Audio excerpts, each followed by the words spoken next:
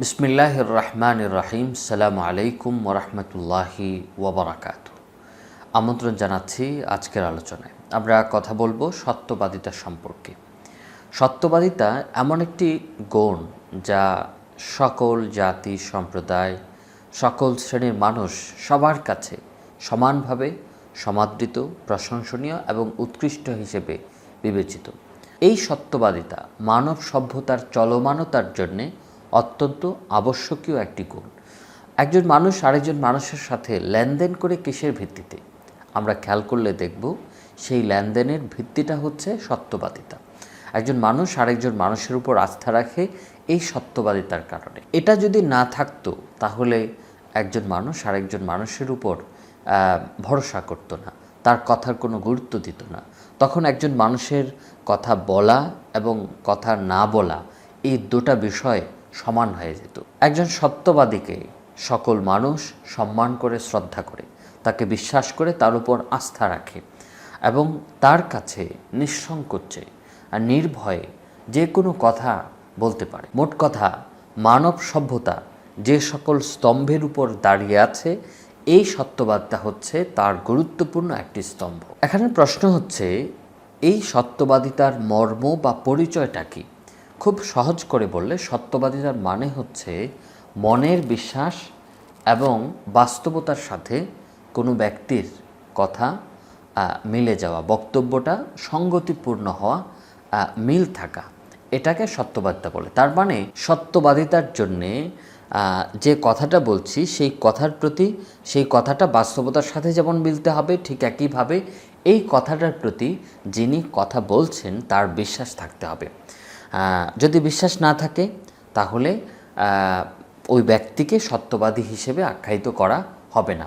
যেমন আমরা মুনাফিকদের কথা এখানে বলতে পারি। মুনাফিক কারা? যারা মুখে মুখে এই কথা বলতো যে ইসলাম সত্য, কোরআন সত্য, নবী সত্য, এসব বলতো, কিন্তু তারা মনে অন্তর দিয়ে এগুলো বিশ্বাস করতো না। সূরাতুল মুনাফিকুনে আল্লাহ তাআলা বলছেন যে মুনাফিকরা এসে আপনার কাছে সাক্ষ্য দেয় যে আপনি আল্লাহর রাসূল, এই কথা তারা বলে। তাহলে তাদের এই কথাটা যে মুহাম্মদ সাল্লাল্লাহু আলাইহি ওয়াসাল্লাম আল্লাহর পক্ষ থেকে প্রেরিত রাসূল, এই কথাটা বাস্তবসম্মত, বাস্তবতার সাথে মিলছে, কিন্তু এই কথার প্রতি তাদের বিশ্বাস নেই। যেহেতু এই কথার প্রতি তাদের বিশ্বাস নাই, এই জন্য কোরআনে কারীম মুনাফিকদেরকে মিথ্যাবাদী সাব্যস্ত করছে।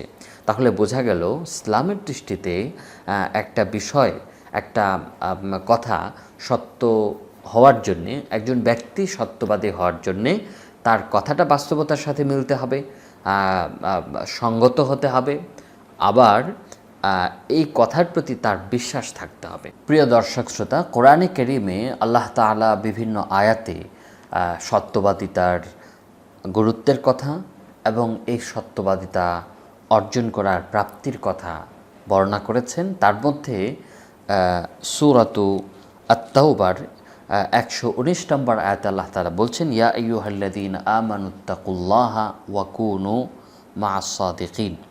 হে মুমিনগণ, তোমরা আল্লাহকে ভয় করো এবং সত্যবাদীদের সাথে থাকো। এই আয়াতে খেয়াল করলে আমরা দেখব যে তাকওয়া অবলম্বন করলে সত্যবাদিতার গুণ অর্জন করা সম্ভব।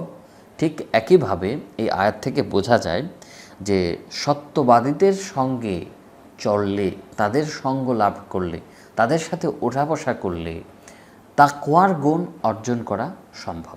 এই আয়াত থেকে দুটো বিষয় প্রমাণিত হয়, বোঝা যায়। তাহলে এই আয়াতে আল্লাহ তাআলা সত্যবাদী মানুষদের প্রশংসা করছেন যে, এবং তাদের সাথে থাকতে বলছেন, তাদের দলে থাকতে বলছেন।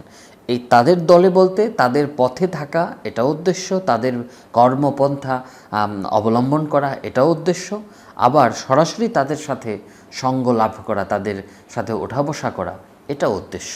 তো এখানে প্রধানত আল্লাহ তাআলা সত্যবাদীদের প্রশংসা করলেন। দ্বিতীয়, তাদের সাথে সম্পর্ক রাখতে, তাদের আদর্শ গ্রহণ করতে বললেন।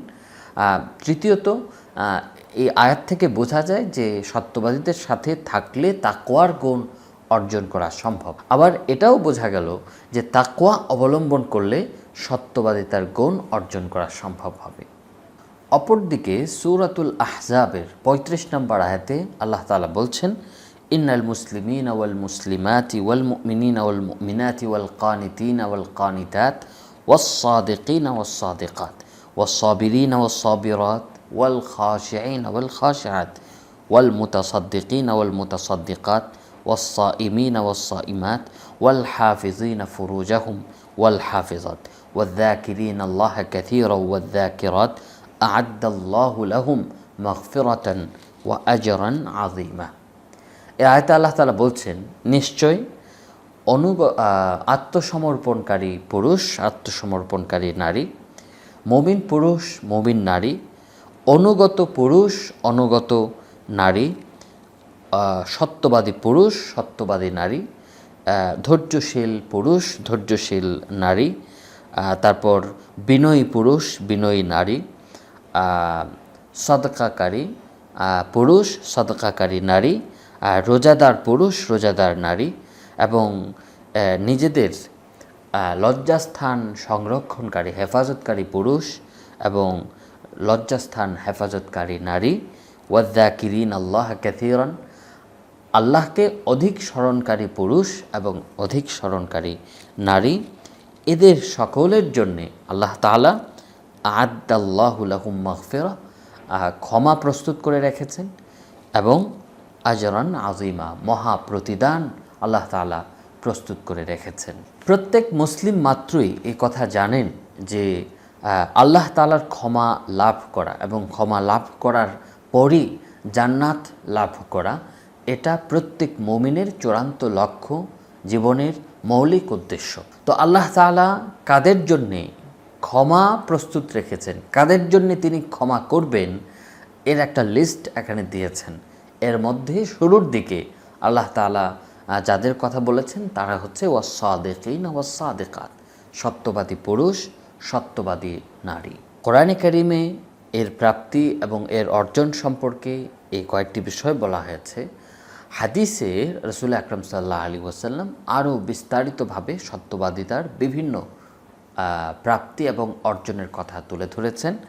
এর মধ্যে সহিহ বুখারী মুসলিমে আব্দুল্লাহ ইবনে মাসউদ রাদিয়াল্লাহু আনহুম সম্পর্কে তার থেকে একটি হাদিসে নবীজি বলছেন, ইন্নাস সিদকা ইয়াহদি ইলাল বির ওয়া ইন্নাল বিররা ইয়াহদি ইলাল জান্নাহ ওয়া ইন্নার রাজুলা লা ইয়াসদুকু হাত্তা ইউকতাবা ইনদাল্লাহি সিদ্দিকা। সত্যবাদিতা কল্যাণের দিকে নিয়ে যায়, পথ দেখায়, আর কল্যাণ পুণ্যের কাজ জান্নাতের দিকে নিয়ে যায়। আর একজন মানুষ সত্য বলতে থাকে এক পর্যায়ে আল্লাহর কাছে মহাসত্যবাদী হিসেবে তার নাম লেখা হয়। এই হাদিসে সত্যবাদিতা সম্পর্কে বেশ কিছু হাকিকত, বাস্তবতা তুলে ধরা হয়েছে। প্রথম বাস্তবতাটি হচ্ছে এই সত্যবাদিতা জান্নাতের পথ। দ্বিতীয় বাস্তবতাটি হচ্ছে এই সত্যবাদিতা শুধু নিজে পুণ্যের কাজ তা না, বরং এটি আরও বহু পুণ্যের কাজ, সওয়াবের কাজের দিকে মানুষকে ধাবিত করে নিয়ে যায়। এই হাদিসে বলা হয়েছে সত্যবাদিতা অবলম্বন করতে করতে একটা সময়ে মানুষ সিদ্দিকের মর্যাদা পেয়ে যায়। সিদ্দিকের মর্যাদা কেমন? সূরাতু আন-নিসায়ের 69 নম্বর আয়াতে আল্লাহ তাআলা বলছেন, ওয়ামান ইউতিইল্লাহা ওয়ার রাসূল ফাউলাইকা মা'আল্লাযীনা আন'আমা আল্লাহু আলাইহিম মিনান নাবিয়্যিনা ওয়াস-সিদ্দীকিনা ওয়াশ-শুহাদা ওয়াস-সালিহিন ওয়া হাসুনা উলাইকা রাফিকা। আল্লাহ তাআলা বলছেন, যে ব্যক্তি আল্লাহ এবং তার রাসূলের আনুগত্য করবে তারা থাকবে সেই সকল ব্যক্তিদের সাথে যাদের উপর আল্লাহ বিশেষ অনুগ্রহ করেছেন, তথা নবীগণ, সিদ্দিকগণ, শুহাদা, শহীদগণ, পুণ্যবান ব্যক্তিগণ, আর তারা রফিকা অর্থাৎ সঙ্গী হিসেবে উত্তম। তাহলে এই আয়াতে সিদ্দিকের যে মর্যাদার কথা বলা হয়েছে সেটা হচ্ছে আল্লাহর বিশেষ অনুগ্রহ প্রাপ্ত। দ্বিতীয় মর্যাদাটি হচ্ছে যে তাদের স্থান নবীদের পরপরই। তাহলে সিদ্দিক সাধারণ সত্যবাদীর চেয়ে সিদ্দিকের মর্যাদা অনেক বেশি। সিদ্দিক হচ্ছে যে সর্বাবস্থায় বিপদে আপদে সব সময় সত্য বলে, যত কঠিন পরিস্থিতি আসুক সত্যকে সে কখনো বর্জন করে না। এমনকি হাসি ঠাট্টা ছলেও সাধারণ ছোটোখাটো বিষয়েও সে কখনো মিথ্যার আশ্রয় গ্রহণ করে। তবে মনে রাখতে হবে, অবশ্যই এই মর্যাদা পাওয়ার জন্য ঈমান এবং নেক আমল জরুরি। অন্যান্য ঈমান যদি না থাকে অথবা অন্যান্য নেক আমলে ঘাটতি থাকে, শুধু সে সত্য বলে, তাহলে এটা যথেষ্ট হবে না, বরং আল্লাহর সাথে সত্যবাদিতাকে রক্ষা করতে হবে। আর যে ব্যক্তি আল্লাহর সাথে সত্যবাদিতার অবলম্বন করবে, সে অবশ্যই ঈমানও আনবে এবং সে সৎ কাজও করবে। এই সত্যবাদিতার দ্বিতীয় যে মর্যাদা বা প্রাপ্তি, সেটা হচ্ছে একজন মানুষ যখন সত্যবাদিতাকে অবলম্বন করে, তখন তার অন্তরে এক ধরনের প্রশান্তি তৈরি হয়, সে আত্মিক শান্তি পায়। হাদিসে হাসান ইবনে আলী রাদিয়াল্লাহু আনহুমা বর্ণিত একটি হাদিসে নবীজি বলছেন, ফাইন্না সিদকা তুমানিনাতুন ওয়াল কাযিবা রিবাতুন। সত্য হচ্ছে প্রশান্তি আর মিথ্যা হচ্ছে সন্দেহ সৃষ্টিকারী। তাহলে বোঝা গেল যে সততা বা সত্যবাদিতা এটা মানুষের অন্তরে প্রশান্তি এনে দেয়। অপরদিকে মিথ্যা মানুষকে অশান্ত করে তোলে এবং তার অন্তরে সন্দেহের বীজ বপন করে দেয়। সত্যবাদিতার তৃতীয় যে প্রাপ্তি, তা হচ্ছে জীবনযাপনে বরকত লাভ হয়। বরকত মানে কি? বরকত মানে হচ্ছে বৃদ্ধি। আমরা মুসলিম হিসেবে প্রত্যেকে আমাদের জীবনে, আমাদের সময়ে, আমাদের ধন সম্পদ সব কিছুর ক্ষেত্রে বরকত চাই, বরকতের দোয়া করি আমরা। তো এই বরকত পাওয়ার, লাভ করার একটা মাধ্যম হচ্ছে সর্বক্ষেত্রে সত্যবাদিতার গুণ অর্জন করা। হাকিম ইবনে হিজাম রাদিয়াল্লাহু আনহু বর্ণিত একটি হাদিসে নবীজি বলছেন, আল বাইয়ানি বিল খিয়ার মা লাম ইয়াতাফাররাকা ফাইন সাদাকা ওয়া বায়্যানা বুরিকা ফি বাইইহিমা। ক্রেতা বিক্রেতা যতক্ষণ না আলাদা হয় ততক্ষণ তাদের ইখতিয়ার থাকে। তারা চাইলে এই বিক্রয়টাকে, লেনদেনটাকে নাকচ করতে পারে বা ভঙ্গ করতে পারে। এখন আল্লাহ রাসূল সাল্লাল্লাহু আলাইহি ওয়াসাল্লাম বলছেন যে এই যে তারা লেনদেন করছে, এই লেনদেনের ক্ষেত্রে তারা যদি সাদাকা অর্থাৎ সত্য বলে, ক্রেতাও সত্য বলছে, বিক্রেতাও সত্য বলছে, ওয়াবাইয়ানা এবং তারা উভয়ে আসল অবস্থাটা বর্ণনা করছে, পণ্য সম্পর্কে বা দাম সম্পর্কে আসল অবস্থাটা তারা বর্ণনা করছে, আল্লাহ রাসূল সাল্লাল্লাহু আলাইহি ওয়াসাল্লাম বলছেন, বুরিকা ফি বাইইহিমা, তাদের এই লেনদেনে, এই কেনা বেচার মধ্যে বরকত দেওয়া হবে। তাহলে বোঝা গেল যে সত্যবাদিতার অবলম্বন করার একটা ফলাফল হচ্ছে বরকত লাভ হওয়া। যিনি বিক্রেতা কোনো কিছু বিক্রি করছেন, তিনি সত্য বলবেন, মানে এক কোম্পানির জিনিস আরেক কোম্পানির নামে চালাই দেবেন না। একটা জিনিসের পরিমাণ যতটুকু আছে ততটুকুই বলবেন। তারপর হচ্ছে একটা জিনিস যদি তার জানা না থাকে, তাহলে তিনি না জেনে এই সম্পর্কে তিনি সার্টিফাই করবেন না যেটা ভালো, অথচ তিনি এটা ব্যবহারই করেন নাই, অথচ এই সম্পর্কে তিনি নির্ভরযোগ্য কোনো তথ্যের তার কাছে নাই, বিশ্বস্ত কোনো ব্যক্তি তাকে এটা বলে নাই যে এই জিনিসটা ভালো। এভাবে বিক্রেতা সবসময় তার ক্রেতার সাথে সত্য তথ্য দিবেন, সত্য কথা বলবেন। ঠিক একইভাবে ক্রেতাও বিক্রেতার সাথে সত্য বলবেন। এমন হবে না যে ক্রেতা তিনি বিক্রেতাকে মিথ্যা তথ্য দিচ্ছেন, বলছেন যে এই জিনিসটা তো অন্য দোকানে আরও কম দামে বিক্রি হয়, এই যে এরকম অনেকেই করে থাকে। তো অথচ সে জানে না, সঠিকভাবে জানে না যে এই জিনিসটা ওই দোকানে কম বিক্রি হয় কি হয় না, কিন্তু আন্দাজে অনুমান করে সে বলে দিচ্ছে।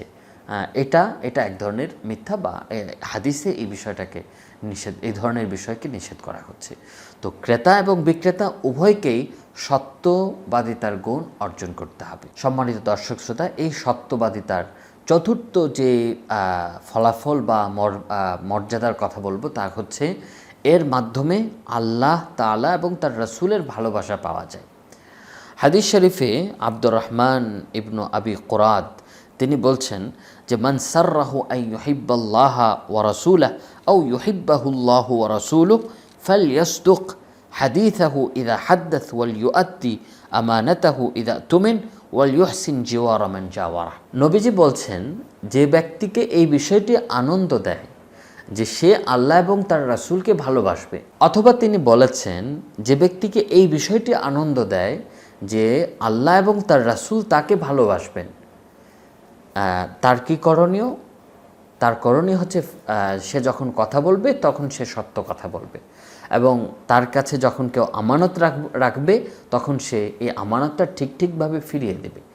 এবং তৃতীয় যে কাজ যার মাধ্যমে আল্লাহ এবং তার রাসূলের ভালোবাসা সে পেতে পারে, সেটা হচ্ছে যার সাথে সে অবস্থান করবে, যার প্রতিবেশী হবে, যার পাশে থাকবে, তার সাথে সে উত্তম এবং কল্যাণকর আচরণ করবে। সত্যবাদিতা অবলম্বন করার পঞ্চম ফলাফল বা প্রাপ্তিটি হচ্ছে যে ওবাদা ইবনে সামিত রাদিয়াল্লাহু আনহু বর্ণিত একটি হাদিসে নবী সাল্লাল্লাহু আলাইহি ওয়াসাল্লাম বলছেন, ইদমানু লি সিত্তান মিন আনফুসিকুম আতমান লাকুমুল জান্নাহ, তোমরা নিজেদের পক্ষ থেকে আমার জন্যে 6টা বিষয়ের দায়িত্ব নিয়ে নাও, আমি তোমাদের জন্যে জান্নাতের দায়িত্ব নিয়ে নেব।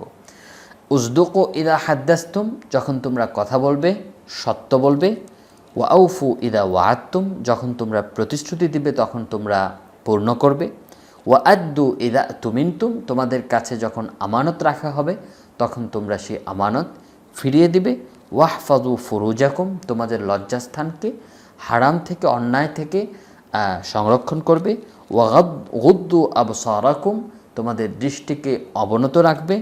ওয়া কুফু আইদিয়াকুম, এবং তোমাদের হাতকে সংযত রাখবে, অর্থাৎ কারো উপর জুলুম করবে না, কাউকে অন্যায়ভাবে আঘাত করবে না। যদি তোমরা এই 6টা কাজ করতে পারো, নবীজি বলছেন আমি তোমাদের জন্যে জান্নাতের দায়িত্ব নিয়ে নিব। নবীজি যে 6টি জিনিসের উপর জান্নাতের দায়িত্ব নিয়েছেন, এর মধ্যে প্রথম বিষয়টি হচ্ছে উসদুকু ইদা হাদ্দাসতুম, যখন তোমরা কথা বলবে সত্য বলবে। এর সম্মানিত দর্শক শ্রোতাবৃন্দ, এই সত্যবাদিতার গুণটি রাসূল আকরাম সাল্লাল্লাহু আলাইহি ওয়াসাল্লামের পবিত্র জীবনে আমরা দেখি সর্বোচ্চ পর্যায়ে প্রকাশ ঘটেছিল। এমনভাবে প্রকাশ ঘটেছিল যে আল্লাহ তাআলা কোরআনে কারিমে বলছেন, তার শত্রুদের ব্যাপারে বলছেন সূরাতুল নামে, ফাইন্নাহুম লা ইউকাযযিবুনাক ওয়ালাকিন্না যালিমিনা বিআয়াতিল্লাহি ইয়াজহাদুন। হে নবী, তারা কাফের মুশরিকরা আপনাকে মিথ্যা প্রতিপন্ন করে না, অর্থাৎ তারা যে কোরআন গ্রহণ করছে না, এটা এই জন্য করছে না যে তারা আপনাকে মিথ্যাবাদী বলে বা মনে করে, এই কারণে না, বরং তারা আল্লাহর আয়াতকে অবিচারীরা, সীমালঙ্ঘনকারীরা আল্লাহর আয়াতকে অস্বীকার করে। এই আয়াত থেকে বোঝা গেল যে মক্কার কাফেররা নবীজি সাল্লাল্লাহু আলাইহি ওয়াসাল্লামের আনিত বিধানকে মানছে না, কিন্তু নবীজিকে সত্যবাদী মনে করছে, বিশ্বাস করছে। এবং এটা শুধু এই আয়াত থেকে বোঝা যাচ্ছে তাই নয়, বরং মক্কার কাফেররা এই কথাটা বিভিন্ন সময়ে তারা স্পষ্টভাবে বলেছেও।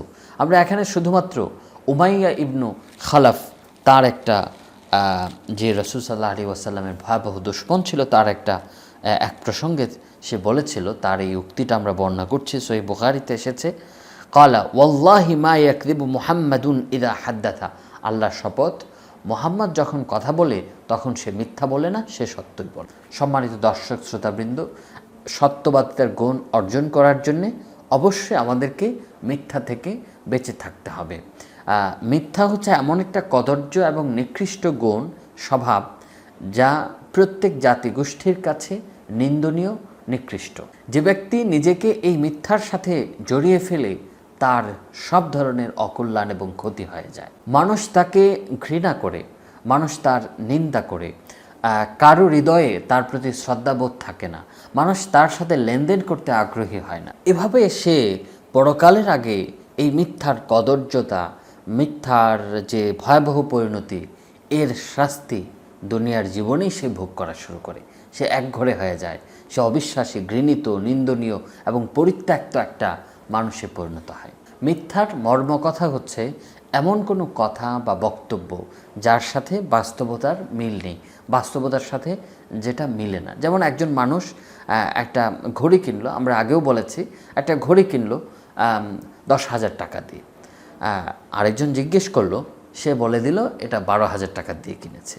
তাহলে 12,000 টাকা দিয়ে কিনেছে, তার এই বক্তব্যটা বাস্তবতার সাথে 10,000 টাকা দিয়ে কিনেছে, এই যে বাস্তবতা, এটার সাথে মিলল না। ফলে এই কথাটা কী হয়ে গেল? মিথ্যা হয়ে গেল। হাদিস শরীফে আল্লাহ রাসূল সাল্লাল্লাহু আলাইহি ওয়াসাল্লাম মিথ্যার কদর্যতা এবং ভয়াবহতার কথা বিশদভাবে আলোচনা করেছেন।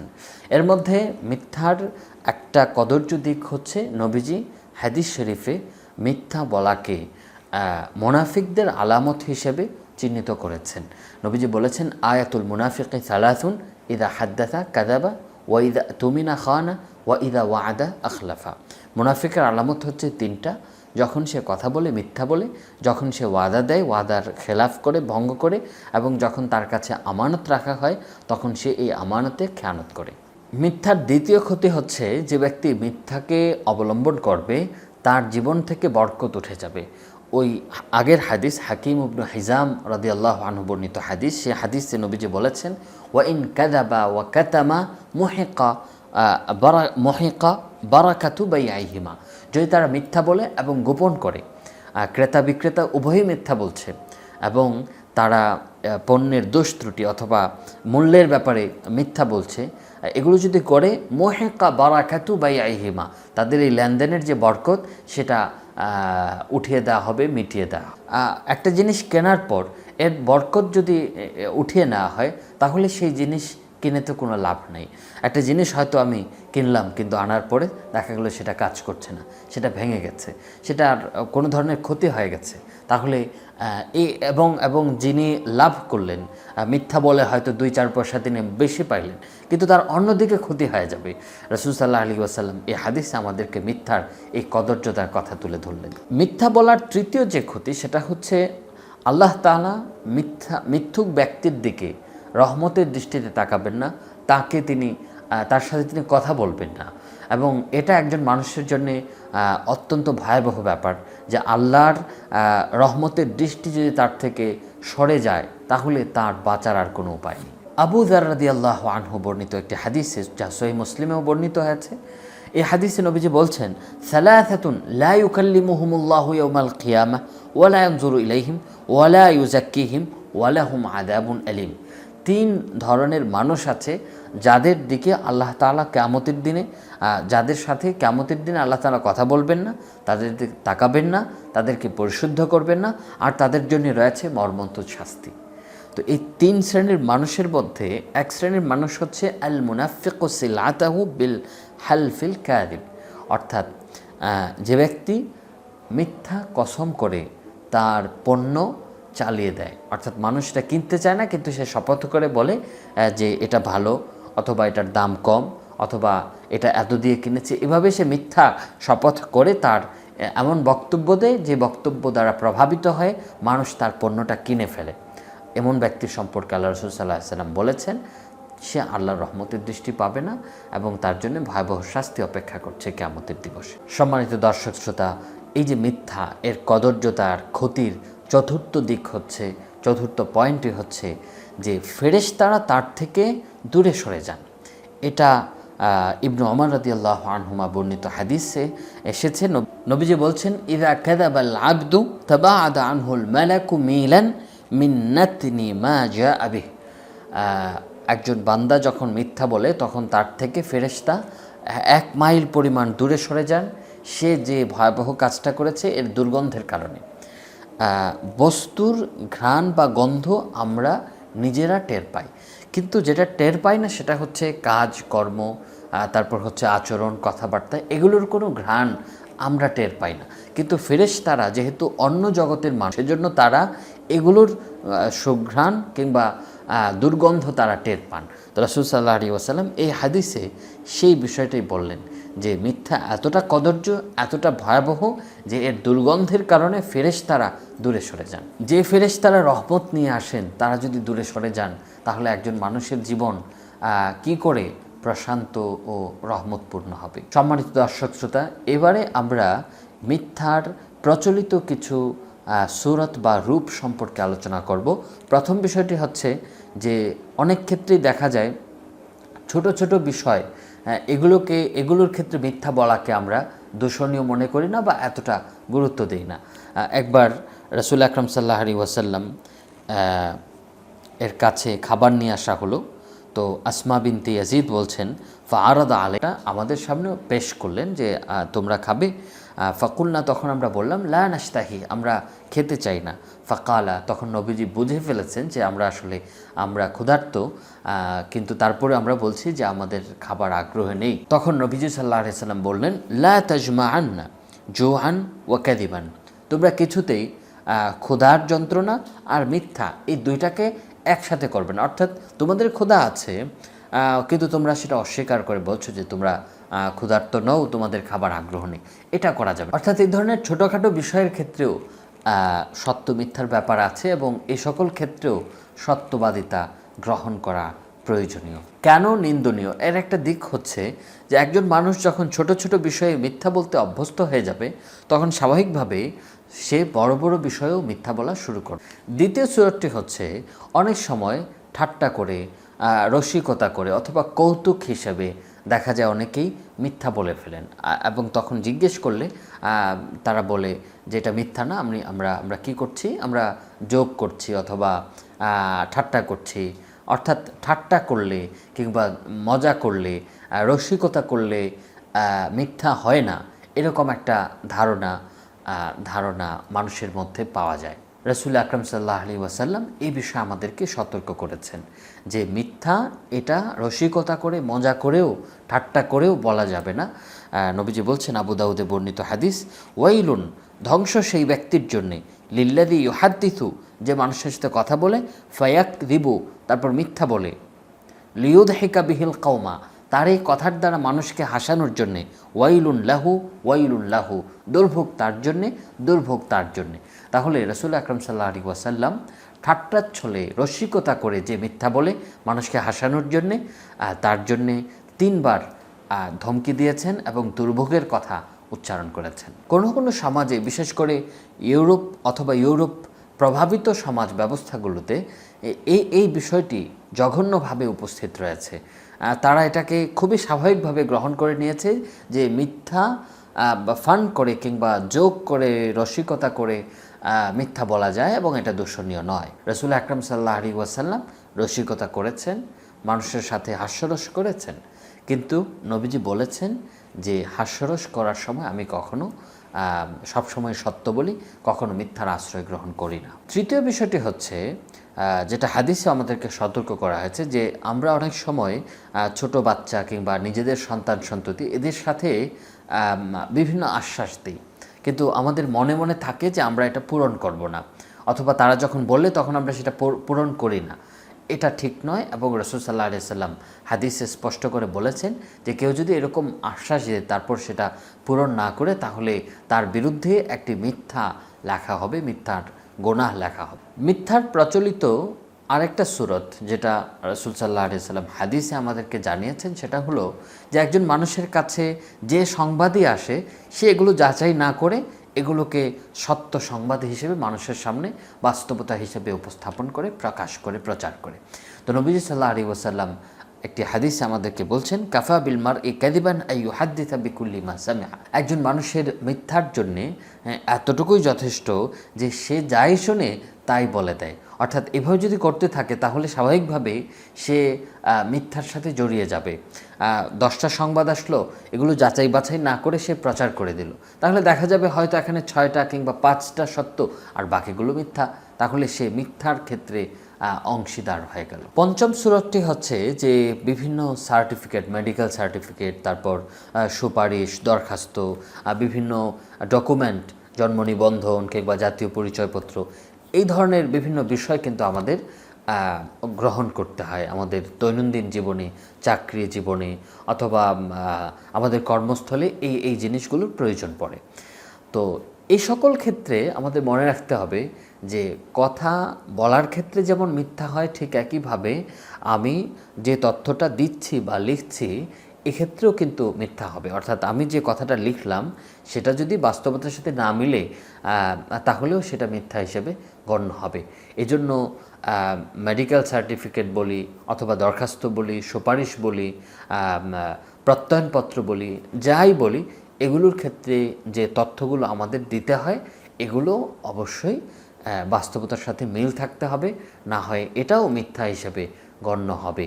আল্লাহ তাআলা আমাদেরকে জীবনের সব ক্ষেত্রে সত্যবাদিতার গুণ ধারণ করার এবং মিথ্যা থেকে, মিথ্যার যত রূপ সূরত আছে সব কিছু থেকে বেঁচে থাকার তৌফিক দান করুন। আমিন। আসসালামু আলাইকুম ওয়া রাহমাতুল্লাহি।